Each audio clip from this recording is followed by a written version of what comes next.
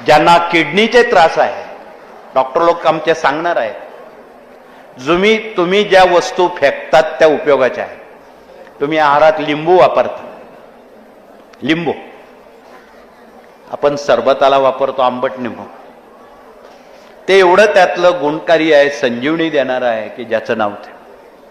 आपण त्यातल्या बिया सरबत करताना फेकून देतो, वापरताना फेकून देतो. निदान एका लिंबात 5-6 बिया असतात, त्या सर्व बिया जमा करा. सकाळी सकाळी त्याचं वरचं कवच असतं टणक, ते काढून टाका आणि त्या कवचातला गर अन्नाच्या पोटी तुम्ही 5 बिया चावून चावून खाल्ल्या.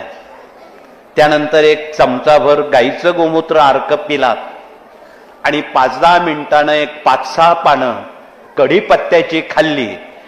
तुम्हाला 3 आठवड्यात किडनीचे सारे विकार बरे करून देतात. 1 नया पैसा लागत नाही. करून बघा प्रयोग, लिहून घ्या.